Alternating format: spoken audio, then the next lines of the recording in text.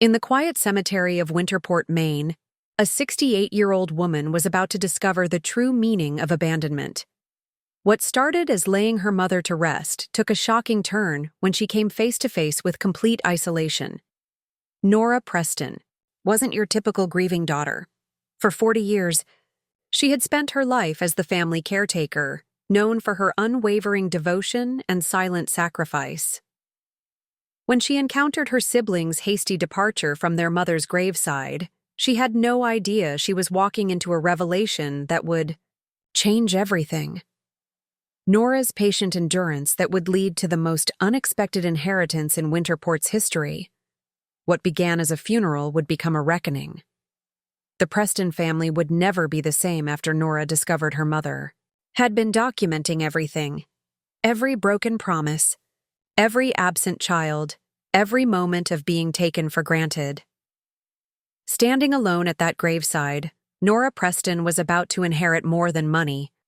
She was about to inherit her freedom, her voice, and finally, her own life. Before we jump back in, tell us where you're tuning in from, and if this story touches you, make sure you're subscribed. Because tomorrow, I've saved something extra special for you. They say silence speaks louder than words, but nobody tells you how deafening it becomes when you're standing alone at your mother's grave, listening to the sound of 3 car engines driving away without you. My name is Nora Preston, and I used to believe that family meant showing up. I used to believe that love was measured in years of service, in nights spent holding vigil, in sacrifices so small they became invisible until the day they added up to an entire life given away, and I was a fool. But before we go any deeper into this story that will make you question everything you think you know about loyalty and blood and what we owe the people who share our name, let me take you back to that October morning when I learned that being the good daughter, the reliable one, the sister who stayed behind to care for everyone else makes you not precious but disposable. October 15th. The date carved itself into my memory like a headstone marking the death of every illusion I'd carried for 68 years about what family meant.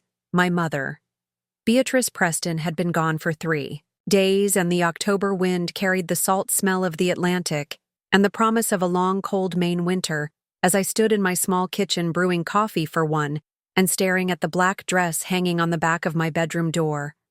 The dress had seen too many funerals over the years. First my father when I was 32, then Robert, my husband, 12 years ago. When cancer took him so quietly, I sometimes wondered if he'd been trying not to inconvenience anyone even in death. And now, Mama, who'd slipped away in her sleep at Winterport General, while I held her hand and whispered the 23rd Psalm the way she'd taught me when I was 7 years old, I'd called my siblings from the hospital that night, my fingers shaking as I dialed numbers I knew by heart, even though we rarely spoke. Eli in Boston picked up on the 4th ring, sounding harried and distant. As always, she's gone, I'd said, and heard him exhale slowly, like he'd been holding his breath for this call. His whole life I'll drive up tomorrow. He'd said we'll need to make arrangements. Joanna in Washington, D.C. had been harder to reach her assistant taking messages before she finally called me back 2 hours later. I'm so sorry, Nora, she'd said in that careful, professional voice she used for difficult donors. I know how hard this must be for you. I'll fly up for the funeral, of course. But I can't stay long. We're in the middle of a capital campaign, Marcy had cried when I reached her in Seattle, real tears that made something inside my chest crack open just a little. Oh, Nora, she'd sobbed. I should have visited more. I should have been there. She's the baby at 43, still expecting someone else to handle the hard parts while she processed her feelings. But they'd all promised to come for the funeral, to help with arrangements, to be there for each other, the way families do when someone dies. And I'd believed them because despite everything, despite years of phone calls that went unreturned, and visits that were postponed and holidays spent alone, I still believed that when it mattered, when it really mattered, they would show up. Henderson and Sons funeral home had been respectful and gentle when I'd gone to make arrangements alone. The day after Mama died, Mr. Henderson himself had known our family for 40 years, and he'd squeezed my hands with genuine kindness as I selected a casket and flowers and decided on readings from scripture that Mama had loved. He'd assured me that everything would be handled with dignity, that there was no detail too small for me to worry about, and I'd been grateful for his professionalism, even as I wondered why I was making these choices by myself. The service was scheduled for 11 a.m. on a Thursday morning at St. Michael's Catholic Church, where Mama had attended Mass every Sunday for 60 years, where she'd taught catechism and organized the annual Christmas pageant and counted collection money with the precision of the school teacher. She'd been for 35 years before retirement. Father McKenna had known her well and promised a homily that would honor her quiet faith and dedication to community. I'd spent the morning of the funeral moving through familiar routines, polishing my black shoes and pinning my graying hair into the neat bun Mama had always preferred, checking and rechecking the eulogy I'd written on lined paper in my careful cursive, the words I'd rehearsed a dozen times about a woman who'd raised 4 children, alone after our father died, who'd stretched every dollar and every embrace to cover all of us who'd never complained about the hand life dealt her. The church was half full when I arrived early, as I always was, neighbors and former students and members of Mama's bridge club nodding at me with sympathy as I took my place in the front pew, saving space for my siblings, who would surely arrive any moment, Eli and Joanna and Marcy, who would sit beside me and hold my hands and help me say goodbye to the woman who'd given us everything. But the service began and they weren't there. Father McKenna spoke beautifully about Mama's devotion to her children and her faith. Mrs. Patterson from the choir sang Ave Maria in a voice that trembled with age and love. And I sat alone in that front pew, feeling the weight of every eye in the church on my solitary figure, wondering where the rest of the Preston family had gone. They arrived during the final hymn, slipping into the back pews with the careful quiet of people who'd missed most of a movie, Eli in a wrinkled suit checking his phone, Joanna in elegant black, scanning the congregation like she was counting attendance, Marcy wiping her eyes with tissues that suggested she'd been crying, in the parking lot. After the service, they approached me with hugs and apologies about traffic and delayed flights and urgent work calls that couldn't be avoided. But they were here now, and we could all go to the cemetery together as a family, and I'd wanted so desperately to believe that this moment would heal something between us, that grief would strip away the years of distance and neglect. The burial was brief and dignified, as Mama would have wanted Father McKenna saying the final prayers. As we stood around the gravesite while autumn leaves fell like tears onto the polished casket, I threw the first handful of earth as tradition demanded, the soil hitting the wood with a hollow sound that seemed to echo in my chest. And then I turned to speak to my family to suggest we go back to the house for coffee and sandwiches the way people do after funerals, to gather and remember and comfort each other. But they were gone. Not all at once like a magic trick, but in the casual, ruthless way that people disappear when they have somewhere more important to be. Eli shaking hands with Father McKenna before walking quickly to his rental car, Joanna checking her phone and hurrying toward a black sedan with DC plates Marcy giving me a quick squeeze and promising to call soon before following Eli to the parking lot. I stood there beside Mama's grave, watching their cars pull away from Winterport Cemetery, leaving me alone with the groundskeepers and the October wind, and the terrible understanding that this was how it had always been, and how it would always be me, standing alone taking care of everything, while they drove back to their real lives. Cynthia Gaines found me there 20 minutes later, still staring at the fresh mound of earth that covered my mother, her weathered face creased with concern as she approached in her sensible black coat and sturdy shoes. "Nora, honey," she said gently, "what are you doing still here?" I couldn't seem to form words to explain that my siblings had left, that I had no way to get home, that for the first time in my adult life, I felt completely abandoned. She didn't need an explanation. She saw everything in my face, and her expression shifted from concern to fury. "Those absolute bastards," she muttered, then caught herself. Lord forgive me for cursing at a funeral, but those children of yours are absolute bastards. Come on, she said, taking my arm with firm kindness. Let me drive you home. The ride back to the house on Maple Street was quiet except for the sound of Cynthia's old Buick heater working overtime against the October chill. I stared out the window at the familiar streets of Winterport, the town where I'd been born and raised and married and widowed, the place I'd never left, not even for college, because someone needed to stay close to help Mama as she aged. You know what? I think Cynthia said as we pulled into my driveway. I think you've been alone for too long. Her words hit me harder than any accusation or anger I'd felt today, because they were true. I had been alone for too long. Alone in caring for Mama. Alone in making funeral arrangements. Alone in grieving.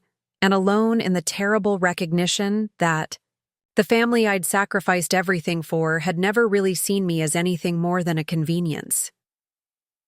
Inside the empty house, still smelling faintly of Mama's lavender soap and the flowers people had sent, I found an envelope on the kitchen table. Thick cream paper with my name written in elegant script inside was a note from Mr. Harold Keating, Mama's lawyer, asking me to come to his office the next morning for the reading of the will.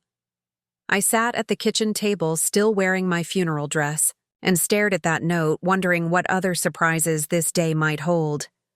Wondering if there was anything left of the life I thought I knew. They say the truth will set you free. But nobody mentions that first. It might knock you flat on your back and leave you staring at the ceiling, wondering how you lived so many years believing lies. My name is still Nora Preston, and yesterday I buried my mother today. I discovered she'd been watching everything, planning, everything preparing for this moment when the daughter who stayed behind would finally understand what she was worth.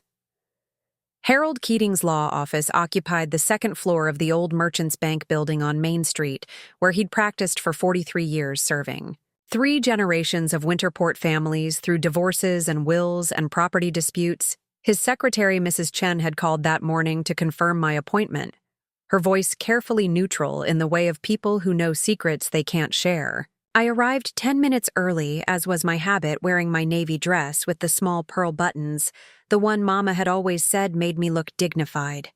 Climbing the narrow stairs to Mr. Keating's office with hands that trembled slightly from nerves, or exhaustion, or the strange electricity that fills the air before lightning strikes. Harold Keating was 78 years old, with silver hair and kind eyes behind wire-rimmed glasses he'd drawn up my parents' wills decades ago, and had been Mama's trusted advisor through the complications of widowhood and aging, and the 1,000 small legal questions that arise when you're trying to protect what little you have for the people you love. "Nora," he said, rising from behind his mahogany desk that was older than both of us. "Please sit down. I know yesterday was difficult." The chair across from his desk was worn leather that creaked softly as I settled into it. My purse clutched in my lap like armor. Mr. Keating poured water from a crystal pitcher into 2 glasses and slid one across the desk with the careful attention of a man who understood that small kindnesses matter most in hard moments. "I suppose you're wondering why your mother asked me to schedule this meeting separately," he said, his voice gentle but businesslike. She had specific instructions about how she wanted her affairs handled, and she was very particular about timing. He opened a thick file folder and withdrew several documents, the formal will with its legal language and official seals, but also other papers, letters in Mama's careful handwriting, and what looked like pages from a journal. "Nora, your mother was a remarkable woman," he said, "though I suspect you know that better than anyone. She was also far more observant than people gave her credit for." I thought about Mama in her final years, sitting quietly in her chair by the front window, watching the neighborhood change, watching seasons pass, watching me move through my daily routines of caring for her and the house and everything else that needed tending. I'd assumed her quietness meant she wasn't really seeing much anymore. Mr. Keating adjusted his glasses and began reading from the will, the formal language that transforms a life into assets and bequests. But the words that followed weren't what I'd expected. To my daughter Nora, who gave up her dreams to care for me, who stayed when the others left, who loved me. Not because it was easy, but because it was right. I leave my house. At 42 Maple Street, all furnishings and personal effects my savings account at First National Bank, and all other assets not specifically designated elsewhere. I stared at him, uncomprehending. Surely there were other bequests. Surely Eli and Joanna and Marcy were mentioned somewhere in the careful legal language Mr. Keating looked up from the document. Your siblings are mentioned. Nora, but with conditions. The conditions were spelled out in careful detail.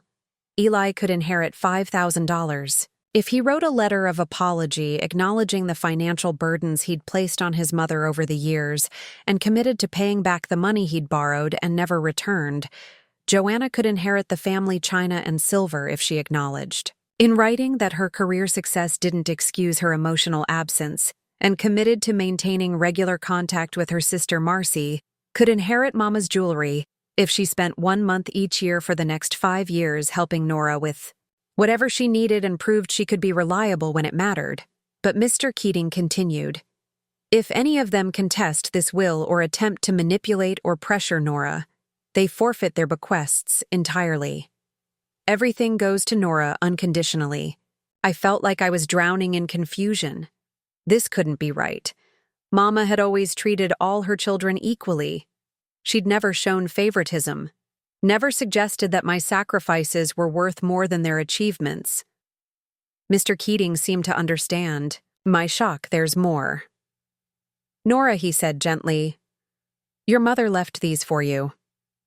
He handed me a stack of journals bound in faded leather and a small tape recorder that looked ancient but well-maintained. She spent the last 2 years of her life documenting things she thought you should know. The first journal entry was dated 3 years ago when Mama's arthritis was getting worse, but her mind was still sharp. Today, Nora helped me with my bath. She was so gentle, so patient, even though I know her back hurts from lifting me. I watched her face in the bathroom mirror and saw how tired she looks, how much weight she's lost since Robert died 12 years ago. She never complains, never asks for help, never expects anything for herself. Eli called today, asking for money again, some business opportunity that requires immediate investment. I told him I'd think about it, but really, I was thinking about how he hasn't visited since Christmas, and how he changes the subject whenever I mention Nora Joanna. Sent flowers for my birthday. Beautiful, expensive roses that wilted after 3 days. She included a card about being so proud of the woman I raised, but she doesn't know the woman I am now. She knows the mother I was 40 years ago when she needed something from me. Marcy calls every Sunday and cries about her problems. Her art not selling her boyfriend who doesn't understand her, the world being too cruel for sensitive souls like herself. She never asks how I am, never wonders who I cry to when I'm afraid. Only Nora asks, only Nora sees. Only Nora stays page after page of observations written in Mama's careful script, the handwriting that had graded thousands of homework assignments and written grocery lists and love notes in my father's. Lunchbox entries that revealed she'd been paying attention to everything. Mr. Keating pressed play on the tape recorder, and Mama's voice filled the room, thin with age, but unmistakably hers. Nora, if you're hearing this, it means I'm gone, and Harold is following my instructions. I need you to know that everything I'm doing with this will is not about punishment. It's about recognition you gave me. 40 years of your life.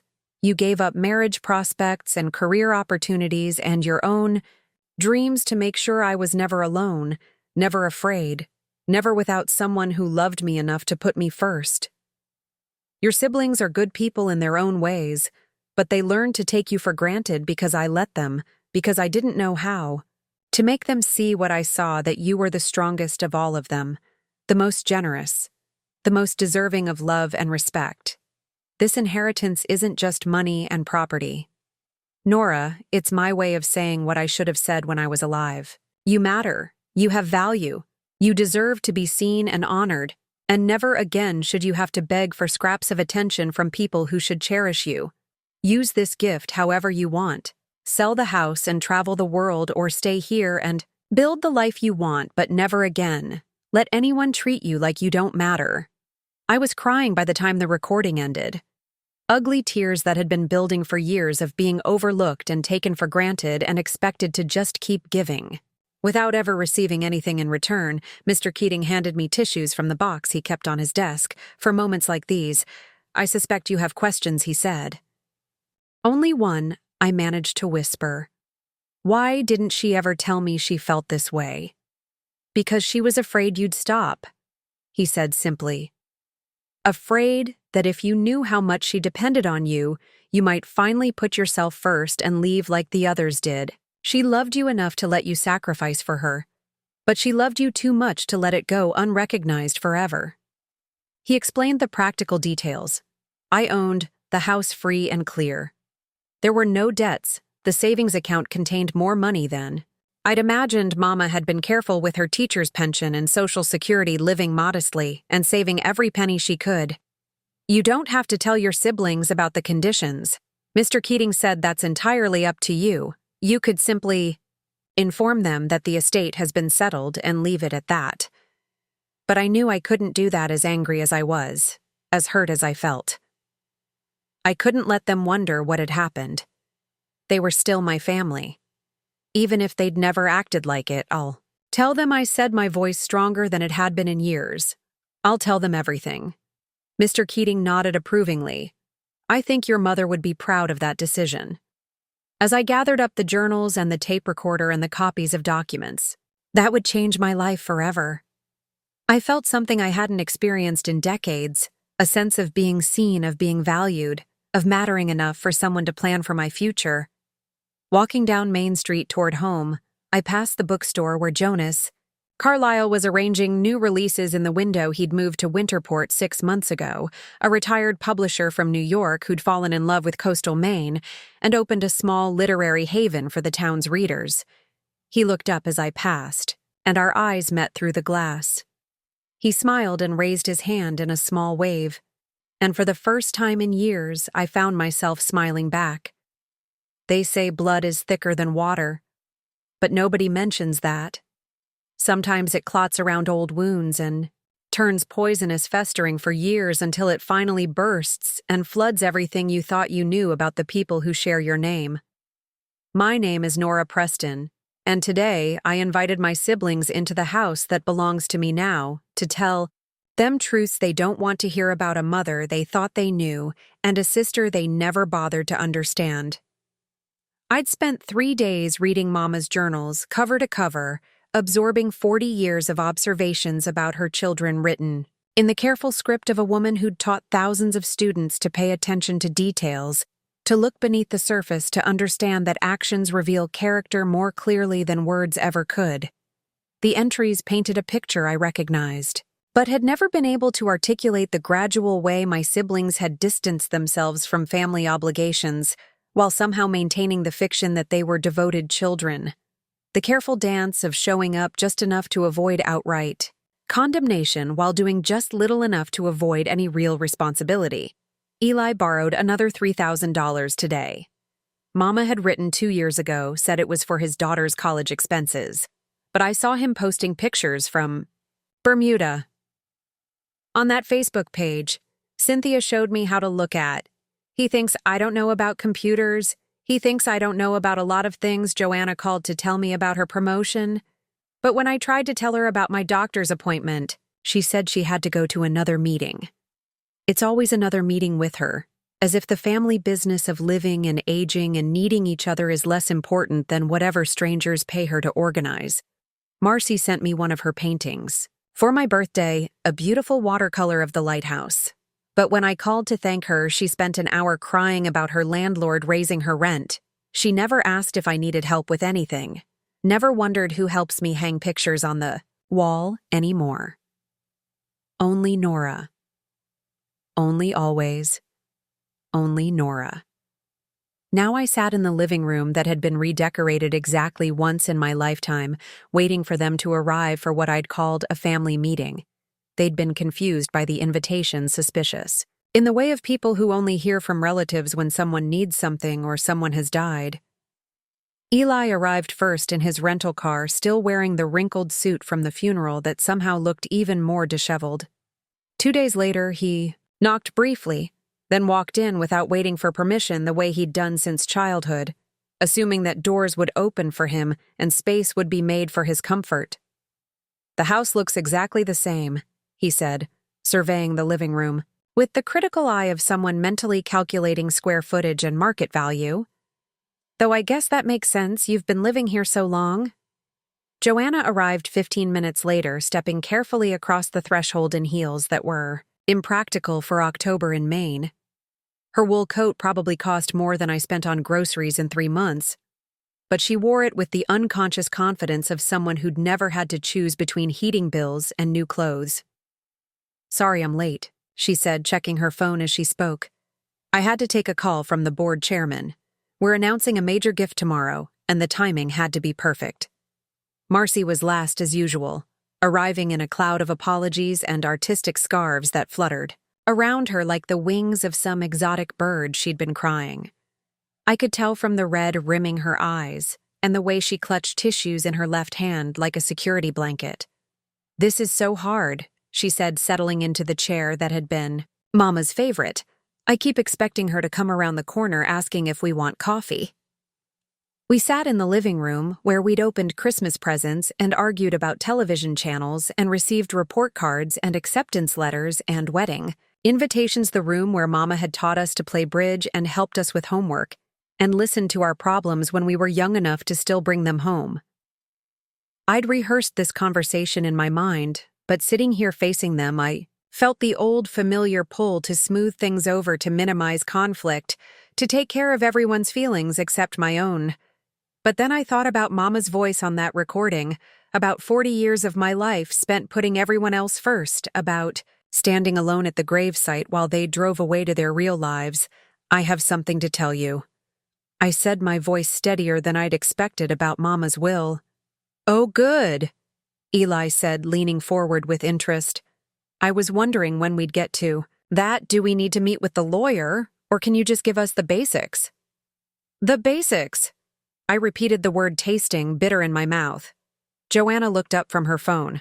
Presumably, the board chairman had stopped needing her immediate attention, I assume. "Everything's divided equally," she said with the casual authority of someone who'd never questioned her. "Right to inherit what other people built."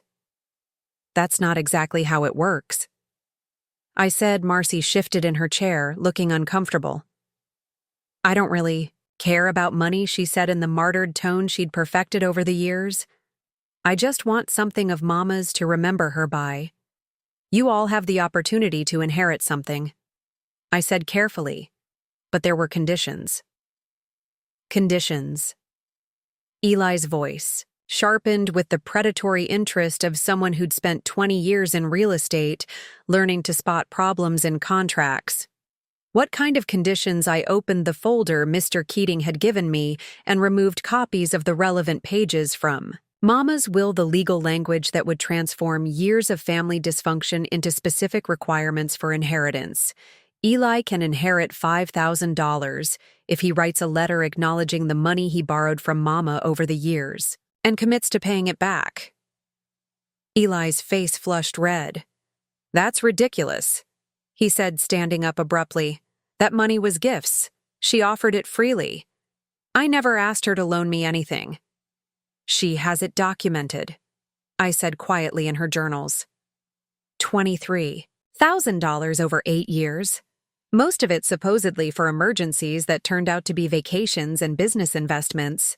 "That's impossible," he said, but his voice had lost its certainty. "Joanna can inherit the china and silver if she acknowledges that career success doesn't excuse emotional absence and commits to regular contact with me." Joanna's perfectly composed expression cracked slightly. "That's manipulative," she said, using guilt to control behavior from beyond the grave. "And Marcy," I continued, "can inherit Mama's jewelry if she spends 1 month each year for the next 5 years helping me and proves she can be reliable."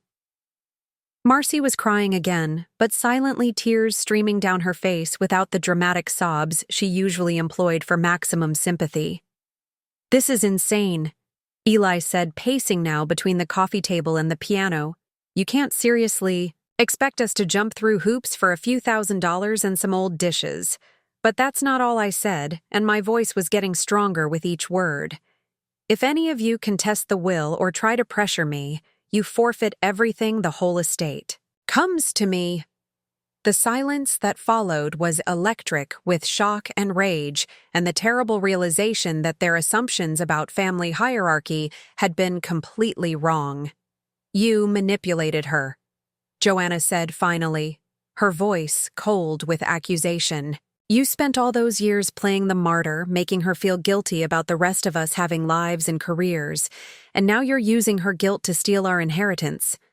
I didn't steal anything, I said, standing up to face her. I earned it 40 years of staying here, of giving up my own plans to make sure she was never alone, of being the only one who showed up when it mattered. That's your choice, Eli snapped. Nobody forced you to play nursemaid. You could have hired someone. You could have put her in a home like normal people do. Like normal people. I repeated the words, hanging in the air like smoke from a fire that was just beginning to catch. Normal people don't abandon their mothers. Normal people don't disappear for months at a time. Normal people don't treat their siblings like unpaid servants. You're not servants, Marcy said through her tears. We're family. Family takes care of each other. Family, I said, and 40 years of suppressed anger finally found its voice. Where was family when I gave up my engagement to David because Mama needed surgery and someone had to be here? Where was family when I turned down the job at the publishing house in Boston because who would drive her to doctor's appointments? Where was family when Robert was dying and I was trying to care for 2 people at once and none of you even offered to help? We had our own lives, Joanna said defensively, our own responsibilities. And I didn't. I asked. I didn't have dreams and plans and a right to build something for myself. You chose this, Eli said viciously. You chose to be the spinster sister who never left home. Don't blame us because your life didn't turn out the way you wanted. The word spinster hit me like a slap, but instead of shrinking from it, I felt something inside me straighten and harden into resolve. You're right.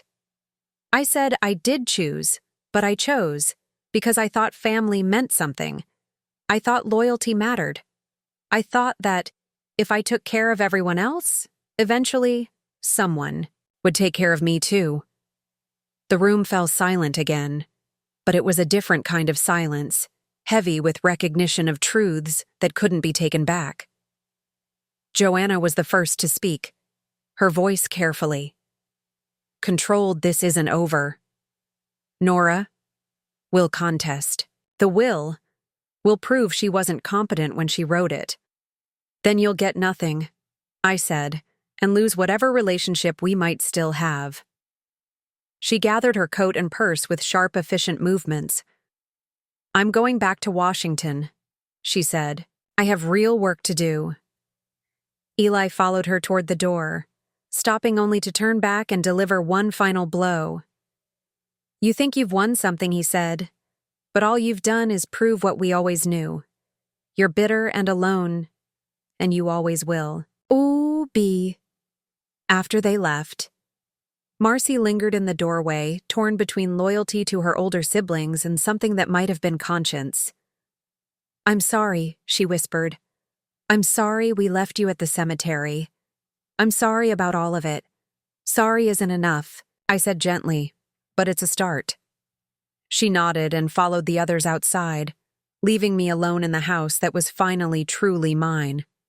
For the first time in my life, I walked to Mama's chair by the window and sat down looking out at Maple Street, where the October sun was setting behind the old oak trees, painting everything golden and warm. For the first time in 40 years, I wasn't waiting for someone else to come home. I wasn't worrying about someone else's needs. I wasn't planning my life around other people's schedules. I was free and terrified and completely alone. But alone felt different now. Not like abandonment, but like possibility. Not like failure, but like the first day of a life I'd never had the courage to imagine before. Outside, Jonas Carlyle was walking past, carrying a stack of books, probably heading home from his bookstore. He paused at my front gate and looked up at the house, seeing me in the window. He smiled and waved and mouthed the words, "How are you?" I smiled back, and for the first time in my life I knew the answer was going to be better than I've ever been. They say the dead can't speak, but nobody tells you that sometimes they leave their voices behind in careful handwriting and recorded whispers, waiting for the right moment to finally tell the truth about what they saw and what they felt, and what they wished they'd been brave enough to say when their hearts were still beating. My name is Nora Preston, and tonight I'm sitting in my mother's chair, reading her words and learning that even in silence, she was fighting for me. The journals filled an entire shoebox that I found hidden beneath winter blankets in Mama's cedar chest. 43 small leather-bound books, one for each year since my father died, each one containing the daily observations of a woman everyone assumed wasn't paying attention. The careful documentation of a life lived in service to children who grew up and moved away, leaving behind only the one who never learned to leave. March 15, 1982. Mama had written in the first journal when I was 25 and still young enough to believe that sacrificing my dreams would eventually be rewarded. Nora turned down the position at Knopf Publishing. Today said she couldn't move to New York with me needing help after the surgery. I tried to tell her I could manage alone, but she just smiled that smile she uses when she's decided to put everyone else first. I see so much of myself in her, and it terrifies me. I remembered that day the phone call from the editor who'd read my manuscript, the short story collection I'd been working on for 3 years, the offer to join their editorial team with the possibility of publishing my own work. Someday, the door to everything I'd dreamed of since college opening, just wide enough for me to see the life I could have had.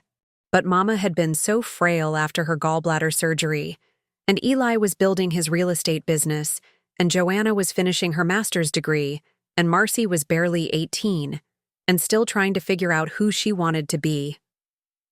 Someone had to make sure Mama took her medications and got to physical therapy and had groceries in the house and wasn't alone when the loneliness got so heavy she could barely breathe. Nora made her choice Mama had written, but I made mine too. I let her. I accepted her sacrifice because it was easier than figuring out how to be strong enough to let her go. I was selfish, and I called it love. Page after page revealed the mother I'd never known, the woman behind the quiet acceptance and gentle gratitude, a person who'd been watching and worrying and regretting in ways she'd never let me see. June 3, 1987. Nora's engagement to David ended today. She said it was mutual, that they wanted different things. But I know the truth. He wanted a wife who could travel with him when his job transferred to California, and she couldn't leave me. Couldn't trust anyone else to notice when I wasn't eating enough or when the sadness got so bad. I stopped getting dressed. I should have insisted. I should have been stronger, braver, less afraid of being alone, but I was already 58, and the loneliness felt like a living thing eating me from the inside out, and Nora was the only person who could make it stop. She'll never know how much I wanted to tell her to choose herself instead of me. How many nights I lay awake planning speeches about independence and self-reliance and the importance of building your own life. But in the morning, when she'd bring me coffee and ask about my dreams and listen like my old lady worries were the most important things in the world, I couldn't find the words. I was weak, and I let her be strong for both of us. David? I closed my eyes and let myself remember him. Really remember. For the first time in decades, the way he'd laugh at my terrible jokes and bring me books he thought I'd love and talk about the places we'd travel together when we were married, the house we'd buy somewhere with enough room for children and a garden, and all the dreams we were too young to know were fragile. He'd been patient when I explained about Mama's needs, understanding when I had to cancel dates to take her to appointments, supportive when I said I needed more time to figure out how to balance everything. But patience has limits, and understanding gets tired, and eventually love isn't enough to compete with the daily reality of a life that has no room for spontaneity or adventure or the simple luxury of putting your own needs first. "You don't want a husband." He'd said the night he gave me back the ring, "You want someone who'll wait forever while you take care of everyone else." And I can't be that person. "Nora, I won't spend my life competing with your guilt," I'd told myself. He didn't understand family loyalty, that he was selfish for not appreciating the importance of duty and sacrifice. But reading Mama's words, 35 years later, I could see the truth. He'd been 27 years old and in love with a woman who'd already decided her life belonged to someone else. August 12, 1994. Nora turned 40 today, and I threw her a small party, just the two of us. And Mrs. Gaines from next door, she seemed happy. But I caught her looking out the window with that expression she gets sometimes, like she's watching other people live the life she was supposed to have. Eli called to wish her happy birthday, but spent most of the call talking about his new house and how busy he is with work. Joanna sent flowers, but no card, and Marcy forgot entirely. I wanted to shake them all to make them see what they were taking for granted, but Nora just smiled and said they had their own lives to worry about, always making excuses for the people who never make excuses for her. Sometimes I think I raised my other children too well, taught them that Nora would always be there to catch them when they fell, and now they don't even see the net anymore. The entries from my 40s painted a picture of quiet resignation, the gradual acceptance that my siblings would take what I offered without ever offering anything in return, that Mama would age and require more care, and that my life would shrink to fit the space left over after everyone else's needs were met. But there were other entries, too. Moments when Mama had seen glimpses of the person I might have been if I'd ever learned to choose myself. September 4th, 1998.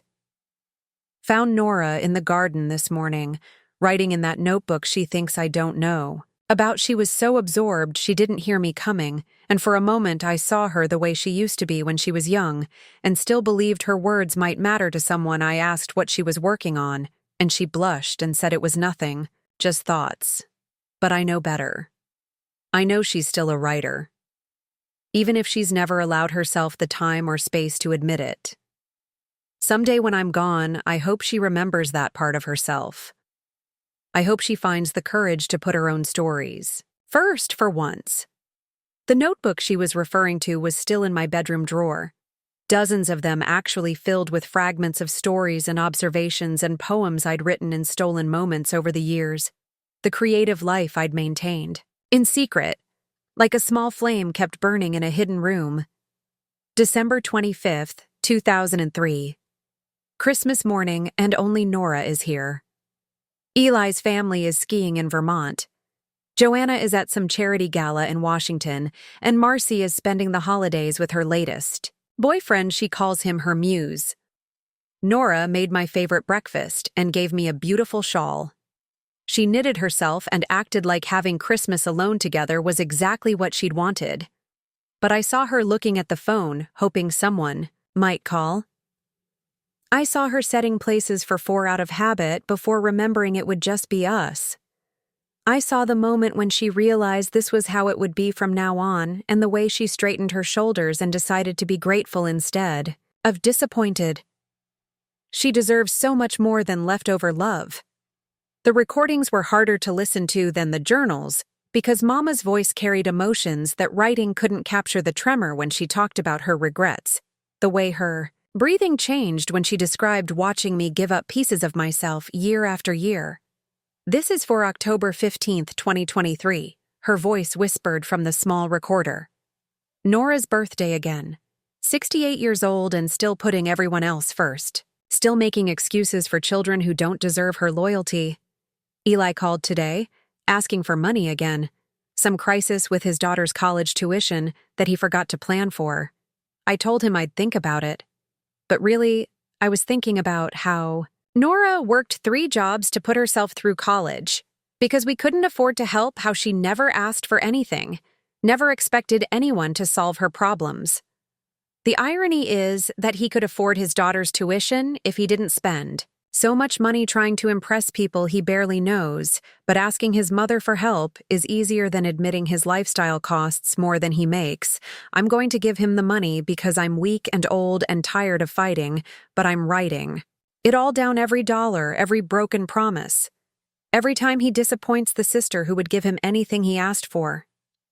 Someday Nora will read this and understand that I saw everything, that I knew the truth about all of them, that my quiet was an agreement.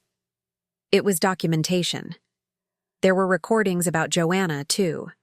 Observations about my middle sister's carefully constructed image of success and generosity that never quite extended to the people who'd helped her build it. Joanna won another award today. Mama's voice continued. She called to tell me about the gala where they honored her commitment to helping disadvantaged families. The irony would be funny if it weren't so heartbreaking. She spends her days advocating for children who need someone to fight for them, but she can't see that her own sister has been fighting alone for 40 years. She organizes fundraisers for elderly people who need support, but somehow never notices that her own mother is aging and scared and trying not to be a burden. The woman they gave that award to is real. I've seen the articles about her work. She genuinely cares about people in need. She's just trained herself not to see the need in her own family, because that would require her to change her life instead of just writing checks. And Marcy, the baby who'd been protected and indulged until protection became a prison that kept her from ever growing up. Marcy called today, crying about her landlord raising her rent. Again, Mama had recorded 6 months before her death, 43 years old, and still expecting other people to solve her. Preparing and narrating this story took us a lot of time, so if you are enjoying it, subscribe to our channel. It means a lot to us. Now back to the story. Problem still believing that being sensitive and artistic exempts her from the basic responsibilities of adult life. I want to help her. I've been helping her for 20 years. But I'm starting to understand that helping isn't always kind. Sometimes the most loving thing you can do is let someone fall far enough to learn how to stand up. But I won't be here to see if she ever learns, and I worry about what will happen to her when Nora finally gets tired of being everyone's backup plan. The final recording was dated just 2 weeks before Mama died, when she was already weak, but still determined to leave behind everything she'd never been brave enough to say out loud. Nora, if you're listening to this, it means I'm gone, and Harold has given you the will that I hope will change your life, the way it should have been changed. 40 years ago, I know the conditions seem harsh. I know your siblings will be angry and confused, and they'll probably blame you for manipulating a sick old woman. But I need you to understand that everything I did was about love. Not the easy love that asks nothing and expects nothing but the hard love that demands better. The love that says you matter enough for me to risk their anger to protect your future. You gave me 40 years of your life, and I let you because I was selfish and scared, and too broken by your father's death to figure out how to be strong alone. But watching doesn't excuse participating, and I participated in your sacrifice every day. I accepted it. This will isn't about money. It's about recognition. It's about finally saying out loud what I should have said when you turned down that job at the publishing house, when you broke your engagement, when you stayed home on Saturday nights to keep a lonely old woman company. You matter, Nora. Your dreams matter. Your happiness matters. And anyone who can't see that doesn't deserve the gift of your presence in their life. I'm giving you more than an inheritance. I'm giving you permission to put yourself first for once, to stop apologizing for taking up space to build a life that centers your needs and your joy. And if your siblings can't accept that, if they can't see past their own entitlement to recognize what they've been taking for granted, then they don't deserve you. You've been the best daughter anyone could ask for now. I need you to learn how to be the woman you were meant to be. I sat in the dark living room with tears streaming down my face as Mama's voice faded into silence, the weight of 40 years of unspoken love and regret settling around me like a blanket. She'd seen everything, the sacrifices and compromises, the dreams deferred and opportunities lost. the gradual erosion of my sense of self, until I'd become more caretaker than person. But she'd also seen something else, the strength that had carried me through decades of putting everyone else first. The resilience that had survived disappointment and abandonment and the slow grinding down of hope. And finally, she'd found a way to give me what I'd never learned to ask, for permission to matter enough to fight for myself. Outside, the October wind rattled the windows of the house that was mine now. Truly mine for the first time in my life, and I made a decision. Tomorrow, I would start living like someone who mattered. Tomorrow, I would stop apologizing for taking up space. Tomorrow, I would begin the work of building a life that centered my needs and my joy. But tonight, I would grieve not just for Mama, but for all the years I'd spent believing that love meant disappearing, that caring meant sacrificing everything, that being good meant never being enough. Tonight, I would mourn the woman I might have been and celebrate the woman I was finally ready to become. They say, you can't teach an old dog new tricks, but nobody mentions that sometimes the old dog has been pretending to be helpless while secretly learning to bite. My name is Nora Preston, and today my sister Joanna drove up from Washington, D.C. in her black sedan with government plates thinking she could negotiate her way back into an inheritance she'd never earned from a sister she'd never respected. And I'm about to show her that 40 years of being underestimated has given me advantages she never saw coming. The knock on my door came at exactly 10 a.m. because Joanna had always been precise about timing, even when she was late for everything that mattered. She stood on my front porch in a charcoal wool suit that probably cost more than my monthly grocery budget. Her silver hair? Perfect, despite the October wind that was making the old maple trees dance like they were celebrating something. Nora, she said, stepping into my living room without waiting to be invited, we need to talk. I'd been expecting this visit ever since. She'd stormed out 3 days ago, leaving behind threats about contesting the will and proving Mama wasn't competent. Joanna had built her career on the belief that every problem could be solved with the right combination of pressure and persuasion, that resistance was just a negotiating position waiting to be overcome. She settled into Mama's chair without asking, positioned herself like she was conducting a business meeting in my own living room, and opened the leather portfolio she'd brought. With her, I've been thinking about our conversation, she said, her voice carefully modulated to suggest reasonableness and compromise, and I believe we can work something out. Work something out, I repeated, sitting across from her in the chair that had been my father's, feeling strangely calm, despite the electricity crackling between us. Look, she said, leaning forward with the intense focus she probably used on reluctant donors. We're both adults here, both intelligent women who understand that family disputes can be resolved without lawyers and publicity that wouldn't benefit anyone. She pulled out several documents from her portfolio printouts that looked official and intimidating the way things do when they come from people who understand how to weaponize bureaucracy. I had my attorney look into Maine inheritance law, she continued, and there are provisions for challenging wills based on undue influence or diminished capacity, especially when there's a significant change from previous documented intentions. Previous documented intentions. I asked, though I knew exactly what she meant. Mama always said she'd divide everything equally between the four of us. Joanna said, her voice gaining confidence as she moved into familiar territory. The strategy and tactics of professional persuasion. That's what she told us for 40 years. That's what any reasonable person would expect. But she didn't. I said simply, she chose something different. Because you influenced her. Joanna snapped, then caught herself and dialed back the aggression. You spent 2 years alone with her while she was sick and vulnerable. You had opportunity and motive to manipulate an elderly woman who wasn't thinking. Clearly, I stood up and walked to the bookshelf where I'd placed Mama's journals and the tape recorder, the physical evidence of everything Joanna was trying to dismiss as manipulation or mental incompetence. I have something to show you, I said. Joanna's eyes narrowed with suspicion, but she followed me to the shelf, watched as I pulled down one of the journals from the middle of the stack. One dated 5 years ago, when Mama was still sharp and healthy and fully capable of making rational decisions. I opened to a page I'd marked with a yellow sticky note and began reading Mama's words aloud. November 8th, 2018. Joanna called today to tell me about the charity gala where she's being honored for her work with underprivileged families. She sounded so proud, and I am proud of her.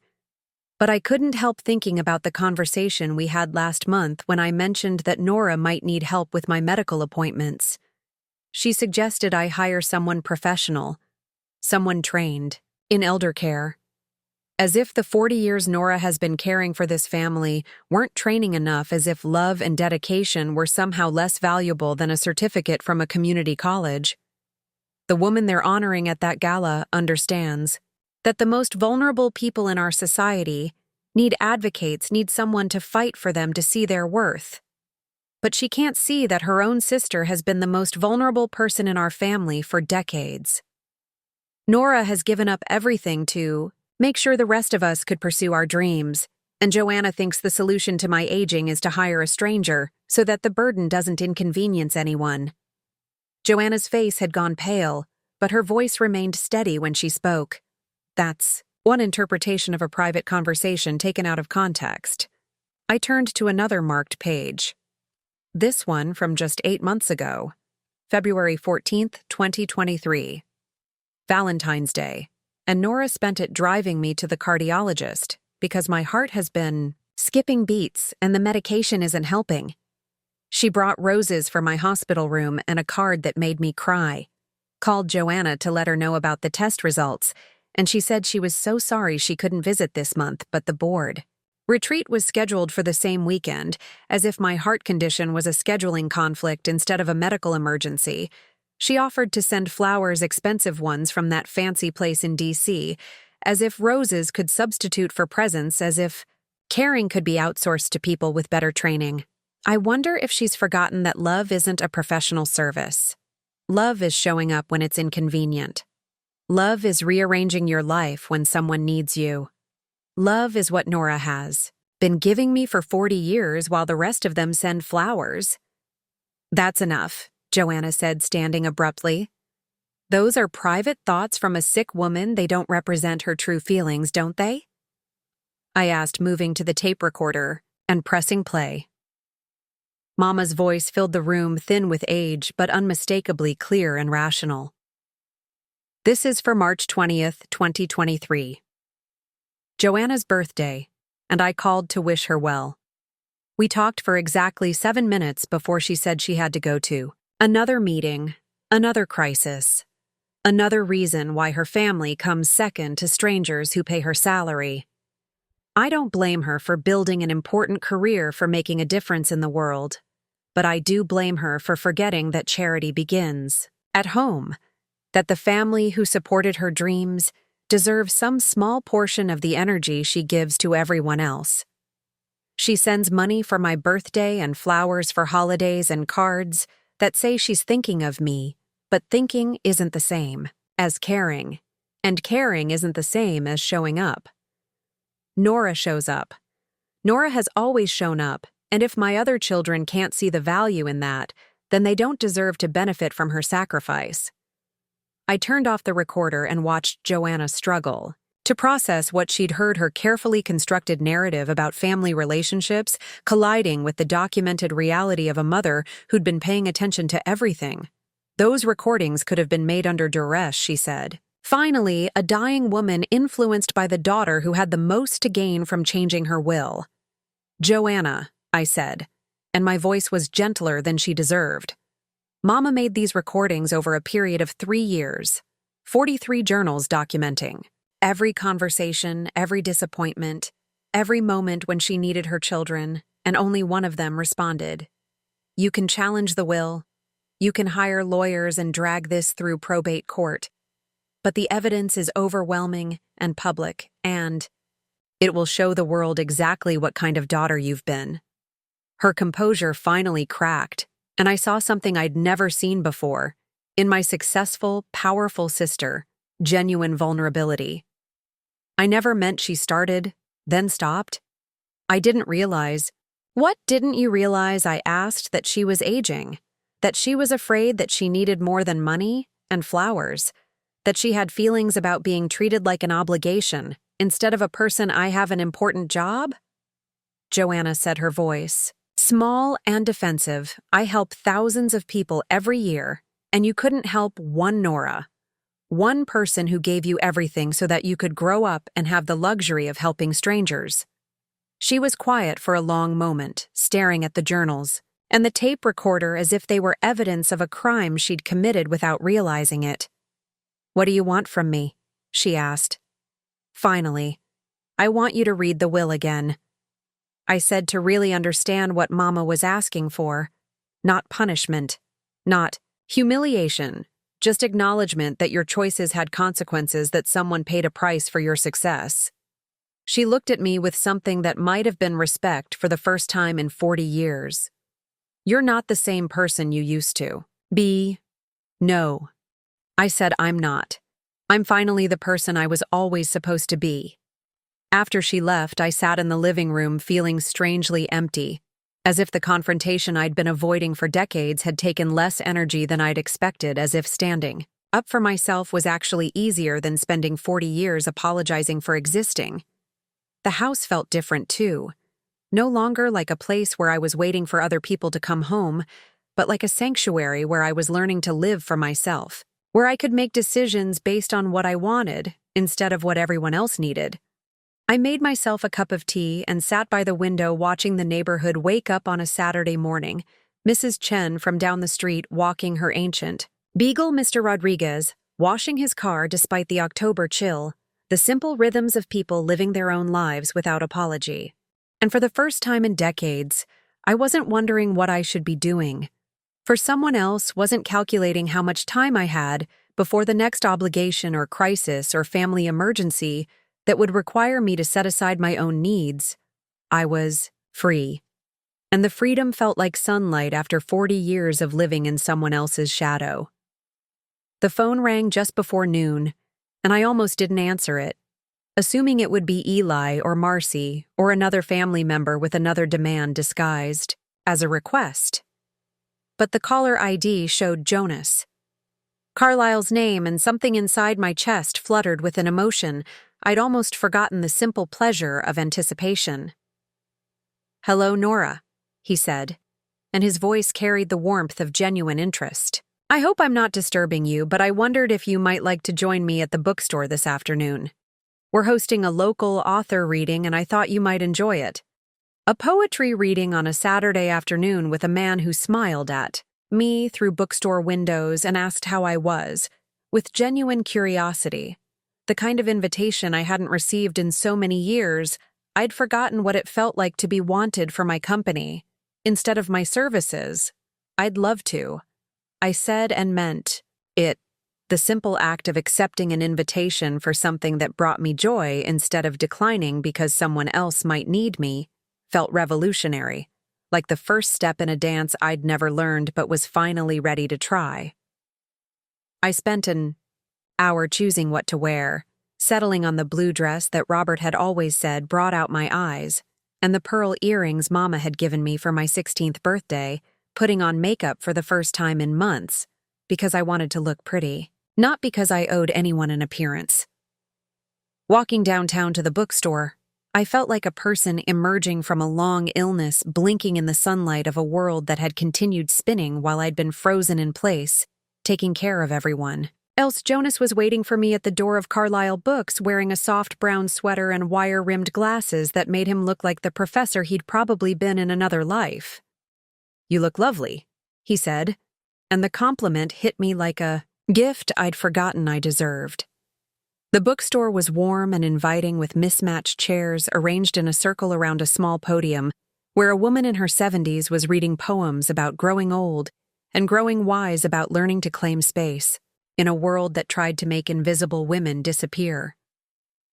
As I listened to her words about late-blooming courage and second-act redemption, I felt something inside me shift and settle, like pieces of a puzzle finally finding their proper places. This was what I'd been missing: not just romantic attention, but intellectual companionship, creative inspiration, the simple pleasure of being in a room with people who valued words and ideas, and the courage to speak your truth. Jonas leaned over and whispered, "This is what Saturday afternoons are for."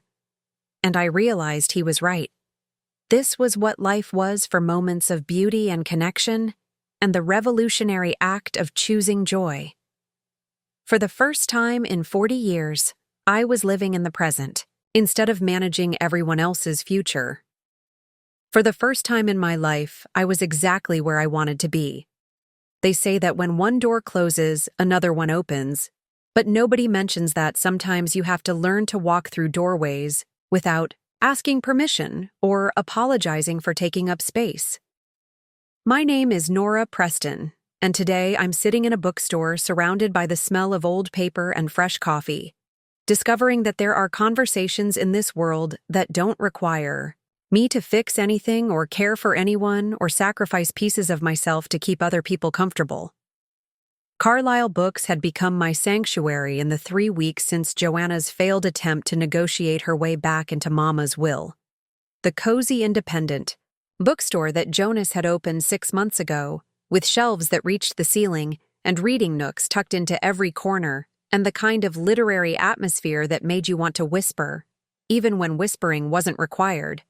Jonas had invited me to the Saturday afternoon poetry reading, but I'd started coming on weekday mornings too ostensibly to browse the new releases, but really to experience the unfamiliar pleasure of being somewhere that asked nothing of me, except the price of the occasional paperback novel.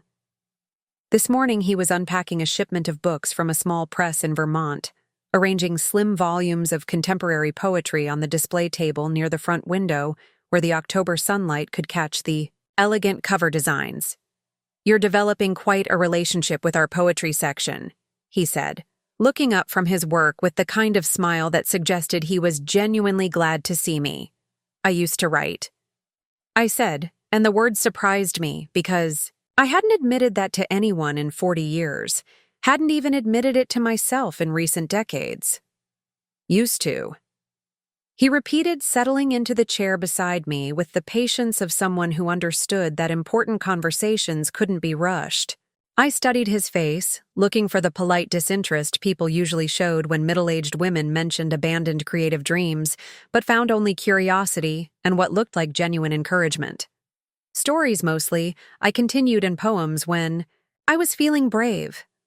I had this fantasy about working for a publishing house in New York, reading manuscripts and discovering new voices. "What happened?" he asked, and there was no judgment in the question, just the gentle interest of someone who understood that dreams deferred weren't necessarily dreams abandoned. "Life," I said, then caught myself being more honest than I'd intended. My mother needed me. My family needed me. Someone had to stay. And you were the someone. "Always," I said, and heard the weight of 40 years in that single word. Jonas was quiet for a moment, arranging poetry books with the careful attention of someone who understood that physical tasks could provide thinking space for difficult conversations. "I was married once," he said, finally, to a woman who believed that love meant knowing what the other person needed before they asked for it. Was, I asked. For 28 years until she died of ovarian cancer 5 years ago. He paused, looking out the window toward the harbor, where fishing boats were heading out for the day. Sarah was a wonderful person, generous and caring, and completely incapable of putting herself first. She gave so much of herself to everyone else that by the end, I wasn't sure she remembered who she'd been before she became what everyone needed. I felt something twist in my chest, recognition and fear, and the terrible possibility that he was describing the woman I'd become. I tried to tell her he continued that she mattered, that her dreams were worth pursuing, that the people who loved her wanted her to be happy, not just helpful. But she couldn't hear it, couldn't believe that taking care of herself wasn't selfish. "Is that why you moved here?" I asked. "Partly," he said, "and partly because I wanted to build something different, a place where books mattered, where stories had value, where people could discover voices they'd never heard, including their own." He stood, and walked to a shelf near the back of the store, returning with a small journal bound in soft leather, the kind of notebook that seemed to invite confession. "I was hoping," he said, offering it to me, "that you might consider writing again." The journal felt warm in my hands, substantial and full of possibility. The way blank pages always had when I was young, and still believed that words could change the world I couldn't. I said, though, part of me was already imagining what I might write on those pristine pages. Why not? Because I'm 68 years old. Because I haven't written anything real in decades. Because dreams have expiration dates. And mine expired so long ago, I can't even remember what they tasted like. Jonas sat back down and looked at me with the kind of attention that made me feel seen, not as someone's daughter or sister or caretaker, but as myself. "May I tell you what I see when you walk into this bookstore?" he asked. I nodded, though I wasn't sure I wanted to hear the answer. "I see someone who's spent her whole life reading other people's stories, making sure everyone else had what they needed to pursue their dreams. Someone who's forgotten that she has stories too." "But I'm old," I said. So was Laura Ingalls. Wilder when she published her first Little House book. He said so was Penelope Fitzgerald when she started winning literary prizes. So was José Saramago when he wrote his masterpiece. Age isn't the enemy of creativity. He continued, it's the ally. Experience gives you perspective, depth, understanding that young writers spend decades trying to develop. You've lived through things that matter. You've seen truths that need to be told. I opened the journal and breathed in the smell of fresh paper and possibility, the scent of stories waiting to be born. "What would I write about?" I asked. "Whatever matters to you," he said. "Families that disappoint and surprise us. The cost of loyalty. The difference between sacrifice and self-erasure. The way love can become a prison if we're not careful what it means to claim your own life after spending decades giving it away." I looked around the bookstore at the shelves full of voices that had refused to be silenced at the reading nook where I'd spent so many mornings rediscovering the pleasure of stories that asked nothing of me except attention. Maybe I said, and the word felt like a door opening. We spent the rest of the morning talking about books and writing and the courage required to put your thoughts on paper for other people to judge. Jonas shared stories about his years in New York, publishing the manuscripts that had moved him to tears, and the authors who'd taught him that age was irrelevant when it came to having something important to say. When I finally left the bookstore at noon, I carried the journal against my chest like armor, like proof that I was still capable of wanting something for myself. At home, I sat at the kitchen table where I'd paid bills and planned meals and written grocery lists for 40 years and opened the journal to the first blank page. "My name is Nora Preston," I wrote, "and I used to believe that being good meant disappearing." The words came slowly at first, hesitant and rusty, like a voice that hadn't been used in years, but gradually gaining strength and clarity. As I wrote about the funeral, where my siblings left me alone, about Mama's journals and the recordings that revealed how much she'd seen, about the will that had changed. Everything I wrote about 40 years of choosing everyone else first, about dreams deferred, and opportunities lost, about the gradual erosion of self that happens when you spend decades believing that your needs matter less than everyone else's. But I also wrote about the bookstore and Jonas's kindness, about the poetry reading, where I'd remembered what it felt like to be intellectually stimulated, about the revolutionary act of accepting an invitation simply because it brought me joy. I wrote until my hand cramped, and the afternoon light shifted from gold to amber, filling the kitchen with the warm glow of October in Maine. When I finally stopped, I had filled 12 pages with thoughts and observations and stories I'd been carrying inside me for years without realizing they were there. The phone rang as I was closing the journal, and I considered not answering it, still protective of this fragile new space I was creating for myself. But the caller ID showed Marcy's name, and something in my chest softened with cautious hope. "Nora," she said, and her voice sounded different, smaller and more uncertain than usual. "I was wondering if we could talk." "Of course," I said. "Not on the phone." She said in person, "If that's okay, I could drive up from Portland tomorrow."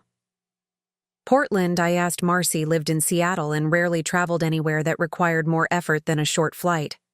"I've been staying with a friend," she said, taking some time to think about things, about what you said, about what Mama wrote, about all of it. "Yes," I said, "you can come." After we hung up, I sat in the kitchen holding my journal and wondering if this was what redemption looked like, not the dramatic reconciliation of movies and books, but the quiet conversation of people finally ready to tell the truth. That evening, I called Jonas to thank him for the journal and found myself staying on the phone longer than necessary, talking about books and writing and the strange courage required to begin again at any age. "You sound different," he said as we were saying goodbye. "Different how?"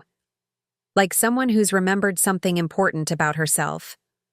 I thought about that after we hung up, about the woman I'd been before I learned that being good meant being invisible. About the girl who'd written stories and dreamed of seeing her name on book covers, who'd believed that her thoughts were worth sharing with the world.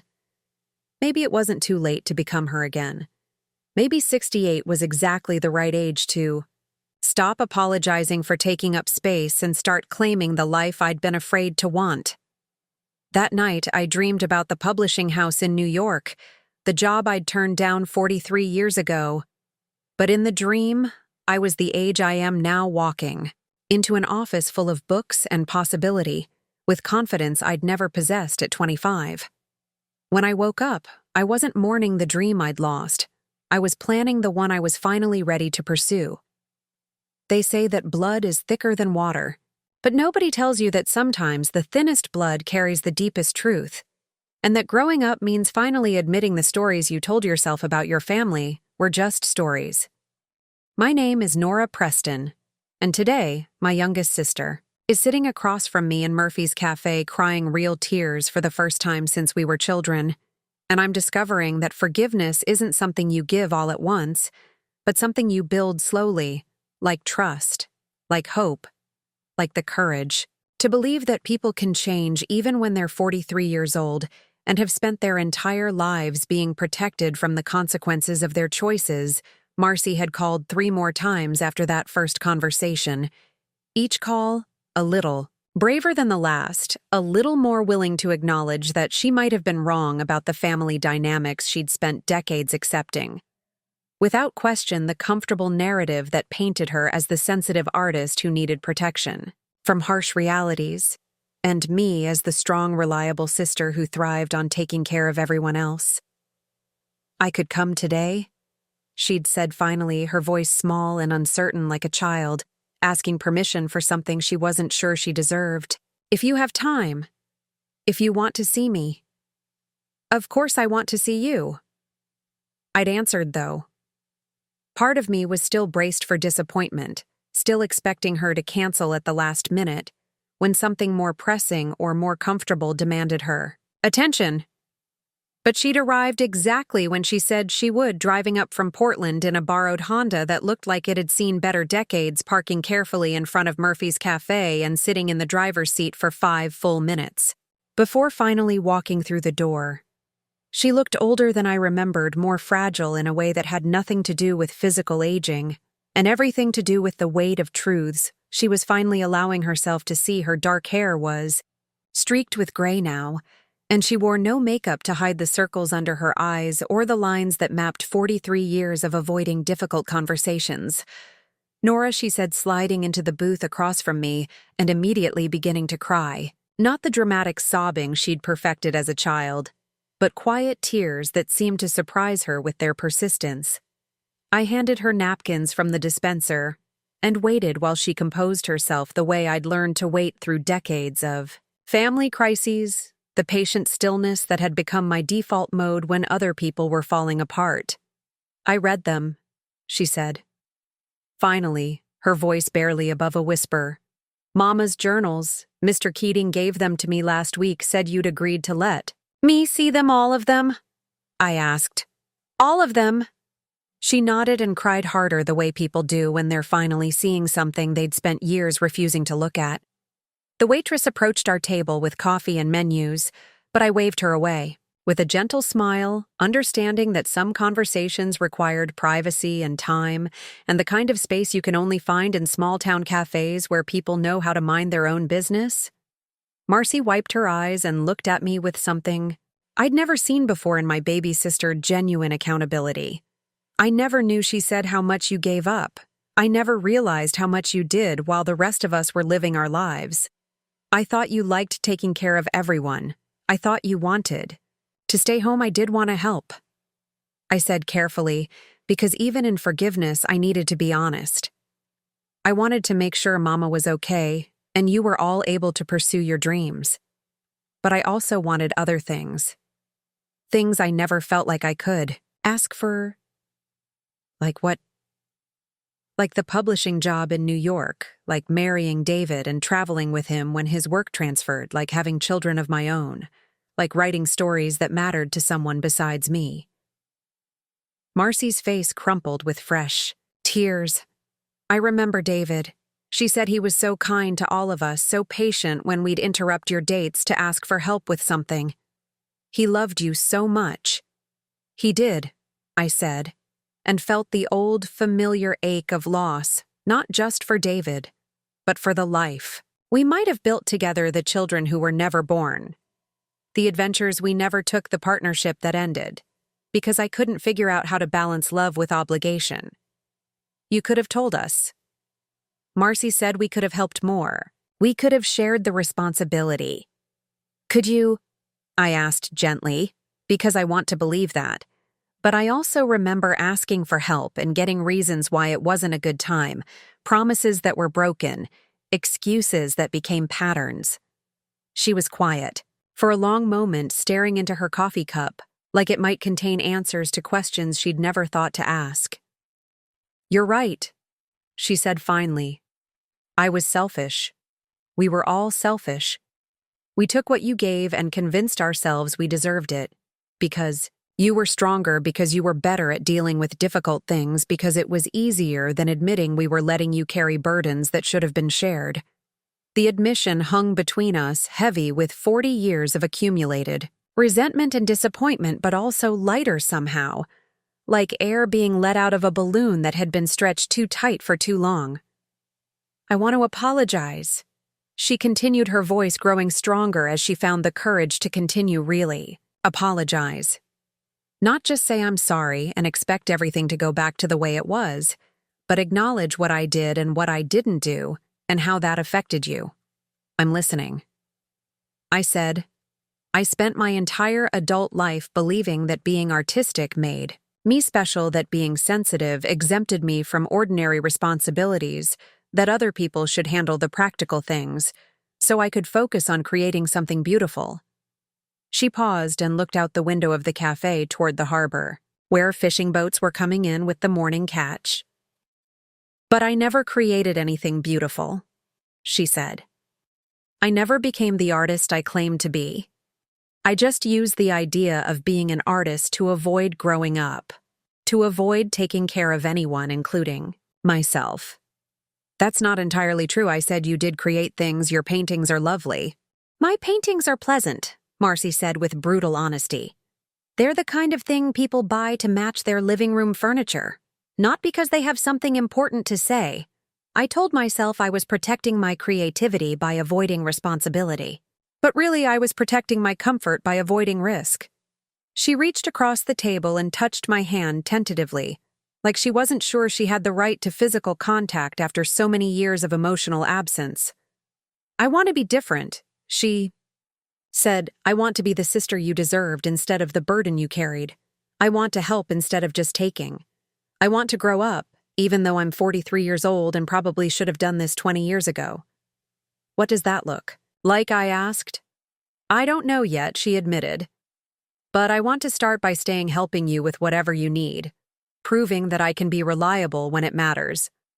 I have some money saved enough to rent a place here for a few months, if you'll let me. You want to move back to Winterport? I want to try, she said. I want to see if I can be the person Mama needed me to be, the person you needed me to be, the person I should have been all along.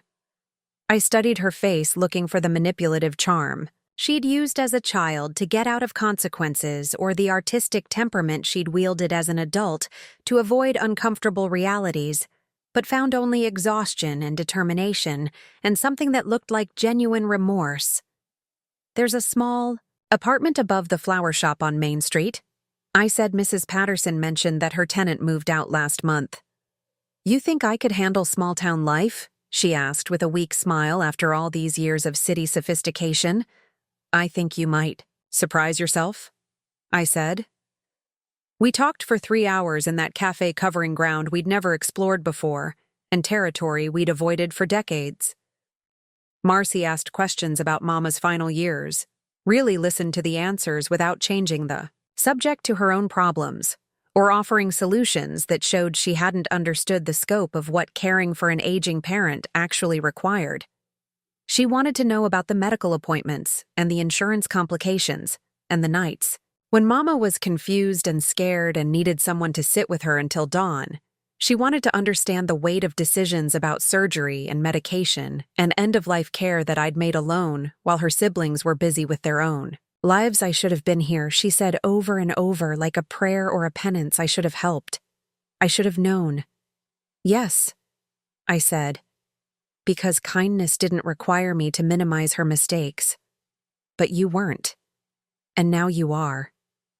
She told me about the friend in Portland whose guest room she'd been occupying for the past 2 weeks, a college roommate who'd listened to Marcy's tears and guilt, and finally said what no one else had been brave enough to say: "You can't undo 40 years of selfishness with 2 weeks of regret, but you can decide what kind of person you want to be going forward." "That's what I'm trying to do," she said. "Decide who I want to be, instead of just drifting through life expecting other people to handle the hard parts." The conversation wasn't a complete reconciliation. There was too much history, too many years of disappointment and abandonment for that, but it was a beginning, an acknowledgement of truth, and a tentative commitment to building something different. As we prepared to leave the cafe, Marcy reached into her purse and pulled out a folded piece of paper. "I wrote this," she said after reading Mama's journals, "after understanding what you sacrificed for all of us. It's not much, but it's honest." The letter was written in her careful artist's handwriting, the same script she'd used to address Christmas cards that arrived sporadically, and thank you notes that never quite thanked enough. "Dear Nora," it began. "I'm writing this because I finally understand that apologies without change are just words, and words without action are just noise. For 43 years, I have been the baby of the family, the one who needed protection and patience and endless second chances. I told myself this was because I was artistic and sensitive, when really, it was because I was selfish and scared. I was scared of responsibility, scared of making mistakes, scared of growing up and discovering that I wasn't special after all. So I let you carry the weight of everything I should have helped with. You gave up your engagement to David because someone needed to stay with Mama after her surgery, and I was too busy being young and finding myself to volunteer. You turned down the job in New York because someone needed to be close enough to handle emergencies, and I was too busy pursuing my art to notice that your dreams mattered too.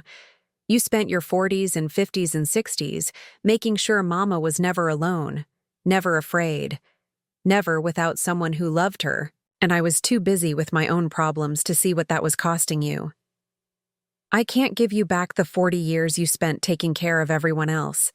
I can't undo the choices you made, because I was too immature to make them myself. But I can promise to be different. I can promise to stay.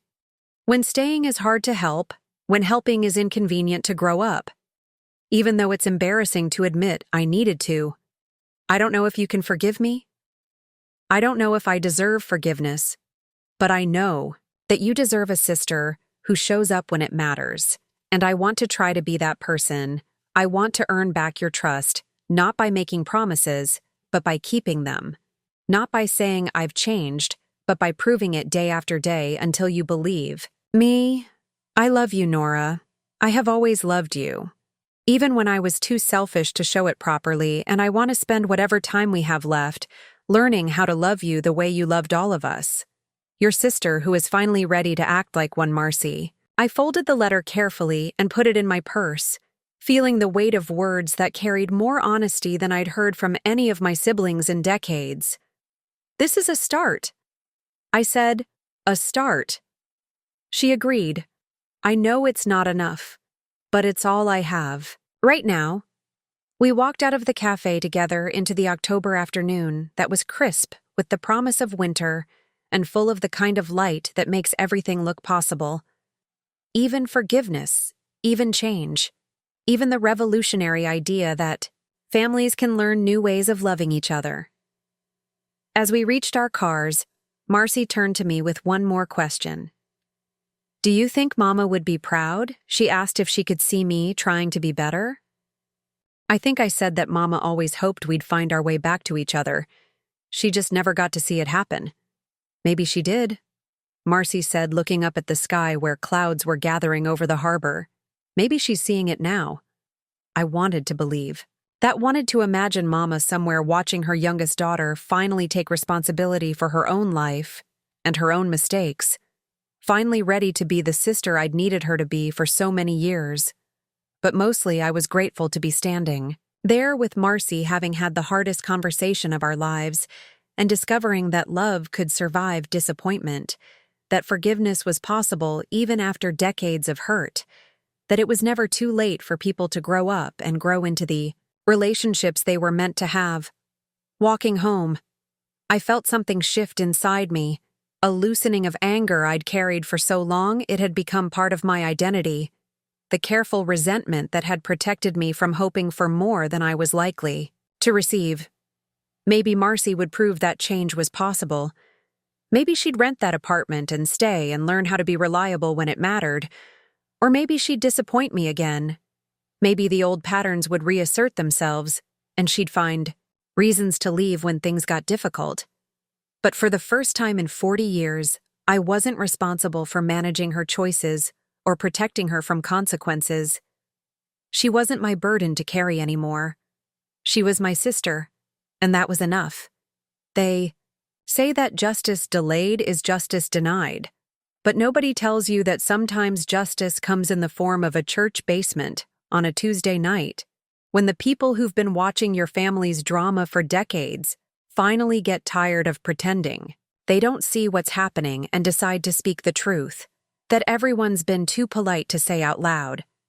My name is Nora Preston, and tonight my brothers are about to learn that small towns have long memories, and that the woman they've spent 40 years dismissing as the invisible sister has been visible to everyone else all along.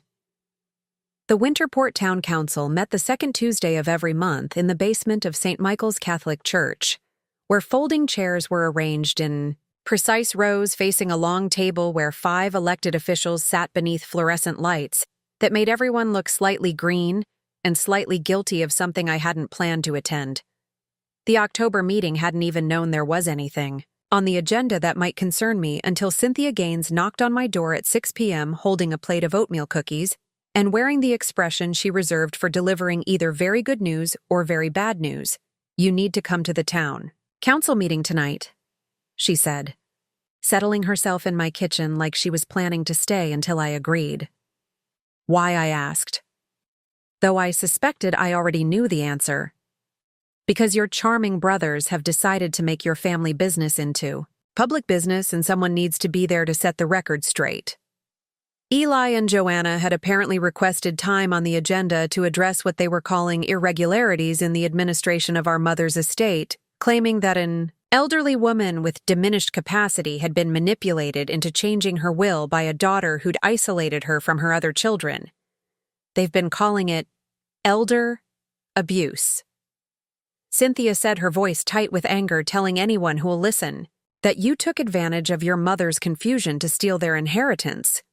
The accusation hit me like a physical blow, not because I believed it had merit, but because it revealed how far my siblings were willing to go to avoid accepting responsibility. For their own choices, they were ready to destroy my reputation in the town where I'd lived my entire life, rather than acknowledge the truth about their absence. I can't go. I said the thought of sitting in that basement while Eli and Joanna publicly dissected our family's dysfunction making me feel sick with anxiety. You can, Cynthia said firmly, and you will. Because if you don't show up, they'll control the narrative. They'll tell their version of the story, and everyone will have to decide whether to believe the children who live far away and visit twice a year, or the daughter who's been here taking care of everything. She was right. Of course, silence would be interpreted as guilt or shame, and my siblings would use my absence to reinforce their claims that I was hiding something that I couldn't defend my actions because they were indefensible. I'll drive you, Cynthia said, and I'll sit right beside you. And if those boys think they can come into this town and drag your name through the mud without consequence, they're about to learn something about community loyalty. The church basement was fuller than usual for a town council meeting. Word had spread through Winterport's efficient gossip network that the Preston family drama was finally going to be aired in public, and people had come to witness what promised to be the most interesting municipal meeting in recent memory. I sat in the third row beside Cynthia, feeling exposed and vulnerable, like an accused criminal waiting for trial, trying not to make eye contact with neighbors who'd known me since childhood, trying not to interpret every whispered conversation as evidence that my siblings' accusations were already taking root. Eli and Joanna sat in the front row. With the lawyer, they'd hired a sharp-faced woman from Bangor who specialized in estate litigation and looked like she'd rather be anywhere else than a small-town church basement dealing with family squabbles. Council Chairman Mike Patterson called the meeting to order with the kind of grave formality reserved for serious business, then read the agenda item that had drawn the crowd, a request by Eli Preston and Joanna Preston Wells to address concerns about potential elder abuse in the administration of their mother's estate. Eli spoke first, standing at the small podium with the confidence of someone who'd spent 20 years convincing strangers to trust him with their largest financial investments.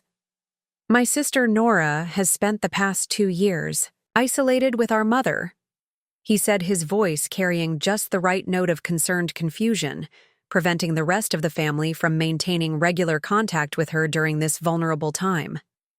He painted a picture of Mama as a confused, elderly woman manipulated by a daughter who'd been her sole caregiver, describing me as someone who'd systematically cut off her access to her other children, who'd controlled her medication and her visitors and her understanding of the world outside her house. It's a classic pattern of elder abuse, he said. Looking directly at me for the first time since beginning his speech, the caregiver gains complete control over an elderly person's life and then uses that control to influence major decisions, like changes to wills and estate planning. The words hit their target perfectly, creating doubt where there had been sympathy, making me look calculating and predatory instead of devoted and caring. Joanna followed with her own speech, more polished and professional than Eli's, drawing on her experience addressing boards of directors and wealthy donors. Our mother was a generous woman, she said, who always intended to treat her children equally. The recent changes to her will represent a dramatic departure from 40 years of stated intentions, changes that occurred only after she became increasingly dependent on one caregiver. She presented their version of family history, in which they'd all been loving, devoted children who'd maintained close relationships with their mother until I'd gradually restricted their access, using my role as primary caregiver to isolate Mama from anyone who might have questioned my influence. The most telling evidence, she said, is the vindictive nature of the will itself, the conditions requiring apologies and behavior modifications that reflect the mindset of someone seeking revenge rather than someone honoring their mother's true wishes. When they finished, the room was quiet, except for the hum of fluorescent lights and the sound of people shifting uncomfortably in metal folding chairs. Council Chairman Patterson looked in my direction, clearly expecting me to respond to the accusations, but the words wouldn't come. My throat felt closed. With 40 years of staying quiet, of avoiding conflict, of letting other people control the narrative, while I focused on taking care of everyone's needs except my own, I started to stand, then sat back down, overwhelmed by the impossibility of defending myself against accusations that relied on people believing my siblings knew our mother better than I did, that they understood her true wishes better than someone who'd spent 40 years interpreting her smallest needs and deepest fears. That's when Cynthia Gaines stood up. "Chairman Patterson," she said in the voice she'd used to call her children home for dinner across 3 decades. "May I address the council I want to talk about?" "Beatrice Preston," she continued. "Not the confused elderly woman these two are describing, but the sharp, intelligent person who lived next door to me for 40 years, who I saw every single day until the week before she died." Cynthia walked to the podium without invitation, her 74-year-old body moving with the kind of authority that comes from a lifetime of speaking truth to power. "I watched B. Preston raise 4 children after her husband died," she said. "I watched her work 2 jobs to keep food on the table and clothes on their backs. I watched her save every penny she could for college funds and wedding expenses and emergencies that might arise. And I watched those children grow up and move away, which is natural and right. But I also watched 3 of them forget where they came from, forget who sacrificed to give them the opportunities they used to build their successful lives." She turned to face Eli and Joanna directly, her expression reflecting the kind of maternal disappointment that cuts deeper than anger. "You want to talk about your mother's true wishes," she said. "Well, I can tell you about her true wishes, because she talked to me every day for 40 years about her children and her worries and her hopes. She wished Eli would visit more than twice a year. She wished he would stop calling only when he needed money. She wished he would bring his children to see their grandmother more than Christmas and Easter.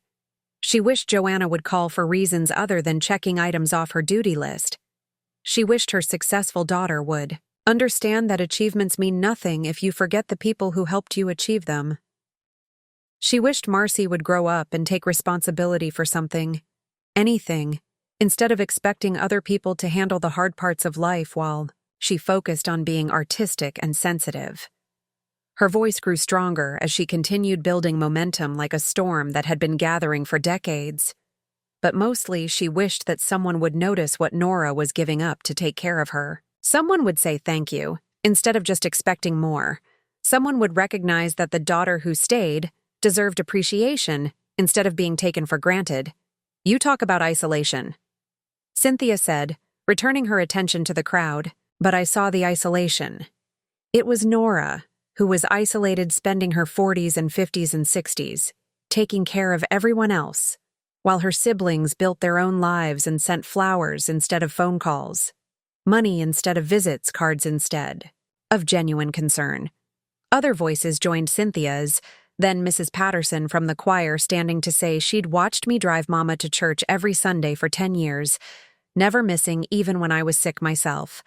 Dr. Morrison, the family physician, rising, to say he'd tried for years to get Mama's other children involved in her medical care, only to be told repeatedly that they trusted Nora to handle everything. Father McKenna speaking about the hours I'd spent volunteering at the church, the meals I'd prepared for families in crisis, the way I'd quietly taken care of community needs, the same way I'd taken care of family needs. One by one, neighbors and friends and community members stood to offer testimony about the 40 years they'd watched me sacrifice my own opportunities to care for everyone else. The respect they'd developed for my quiet dedication, the anger they'd felt watching my siblings take my service for granted. Mrs. Chen from the grocery store talked about the years I'd shopped for 2 people, buying the foods Mama liked even when they were expensive and out of season.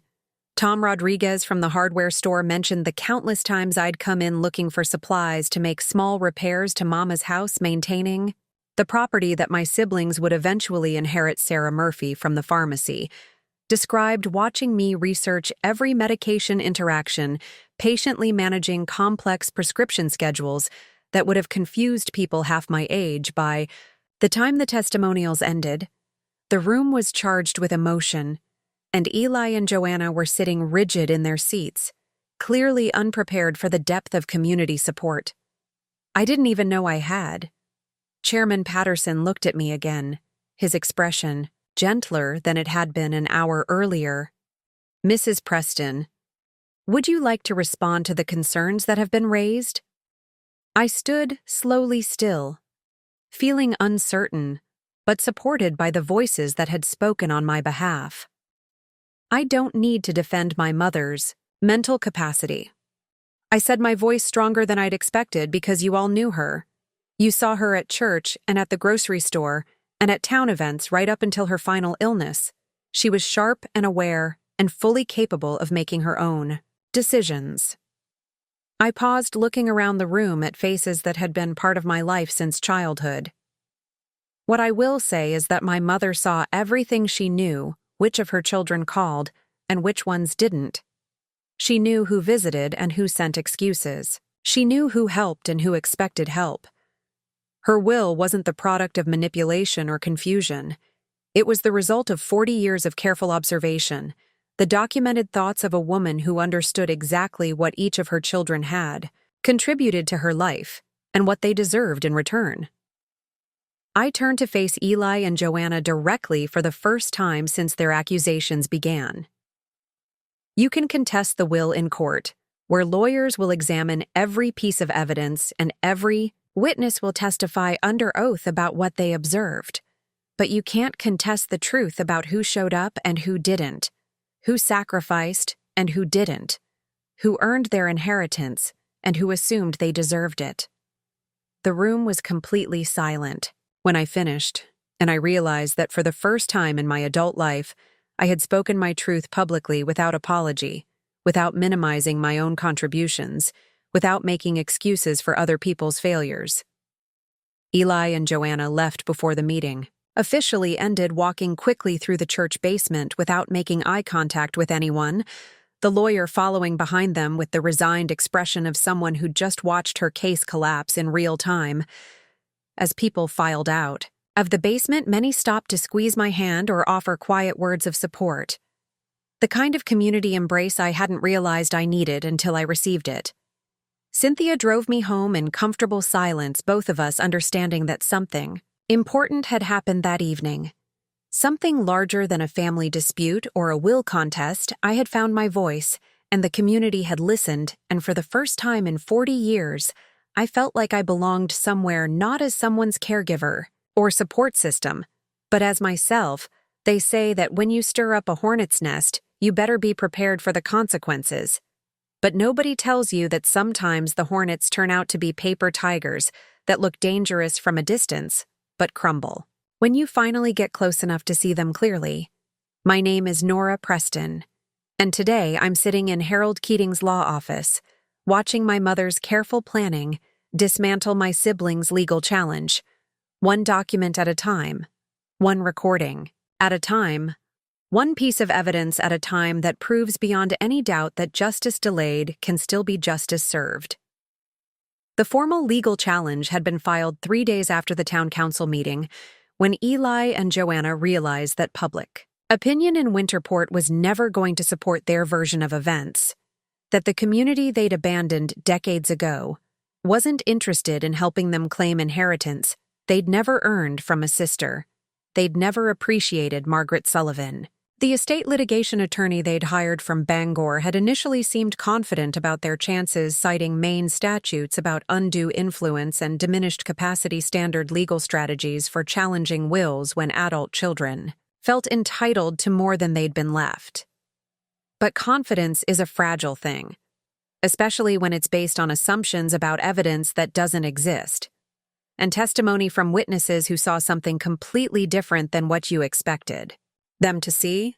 Harold Keating had been practicing law for 43 years and had seen every variation of family drama that money and death could produce, but he'd told me privately that he'd never encountered a case where the documentation was so thorough, or the evidence so overwhelmingly one-sided your mother was meticulous.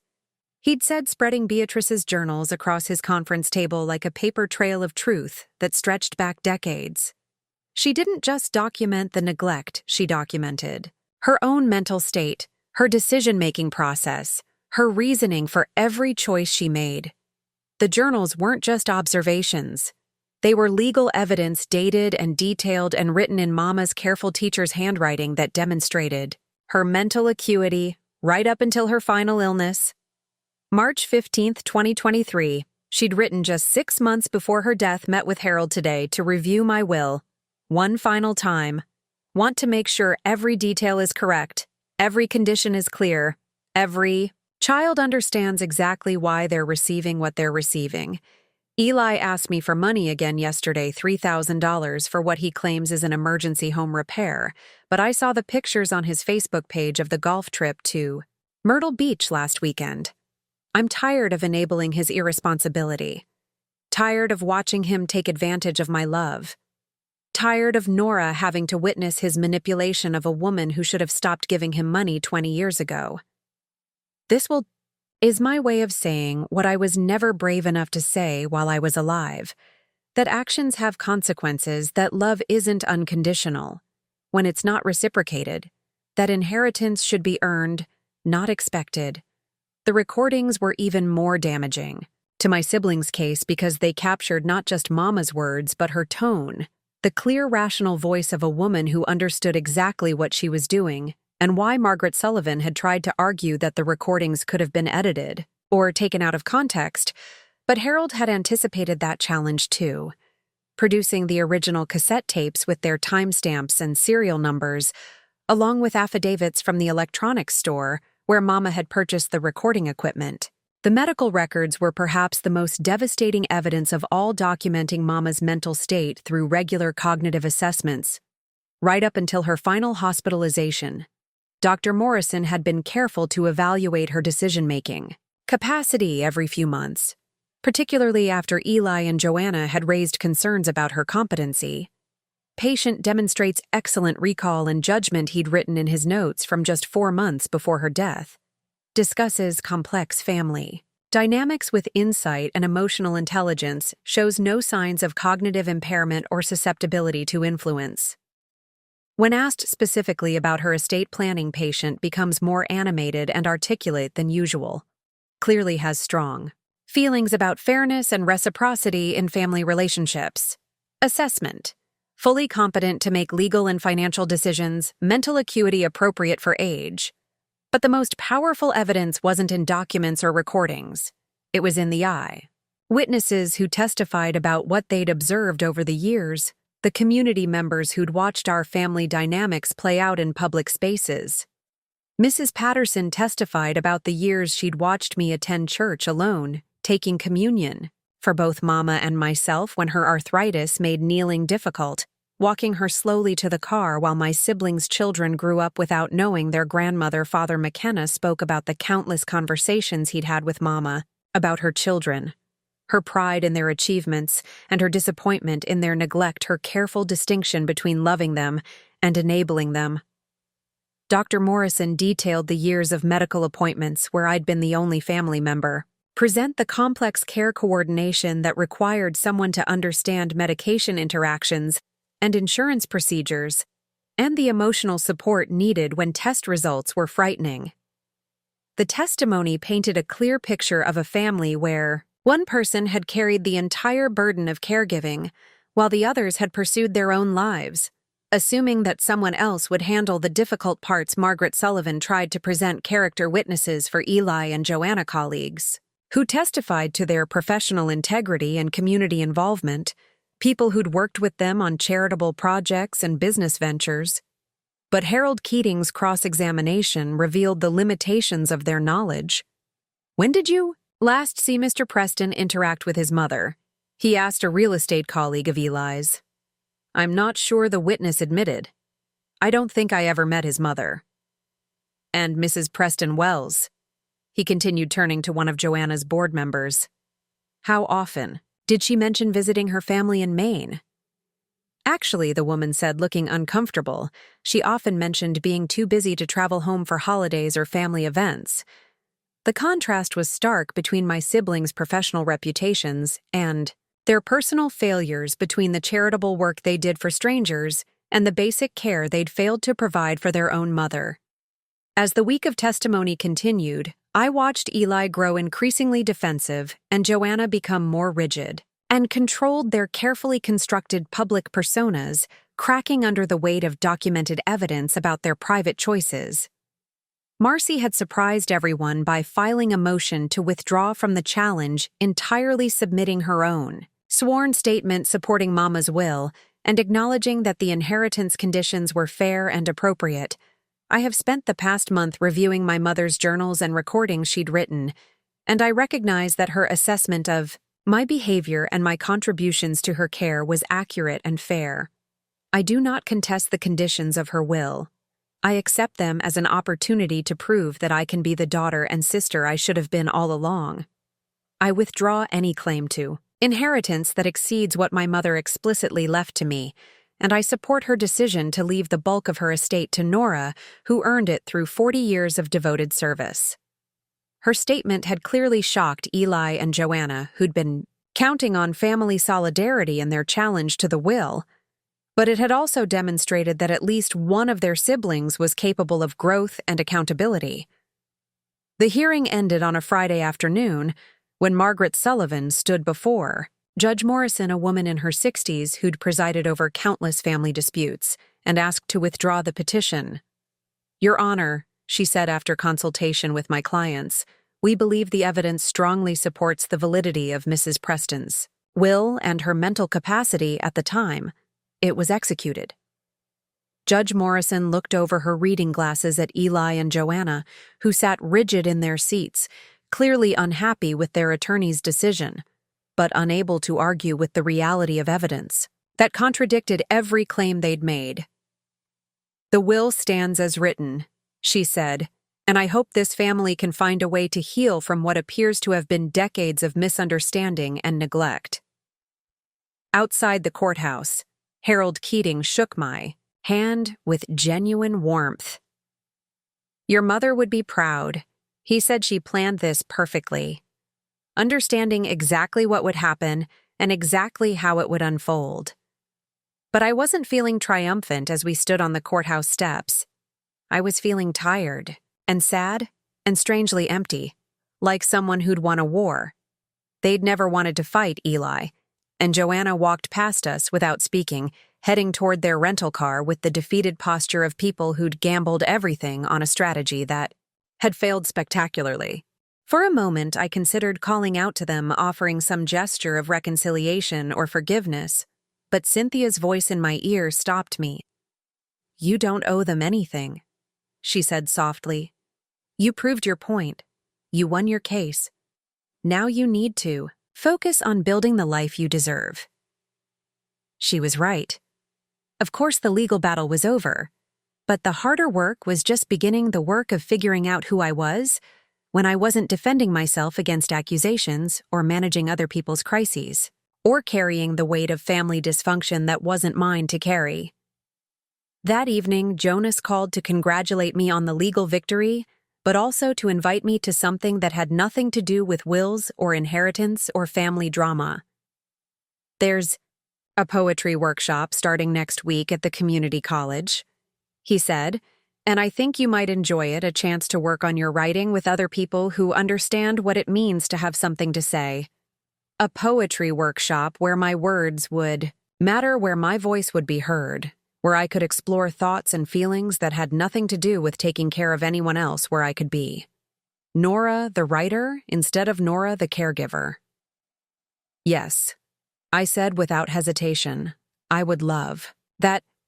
Walking home from Harold's office, I felt lighter than I had in months, not because I'd won a legal battle, but because I'd finally stopped fighting for people who didn't want to be fought for.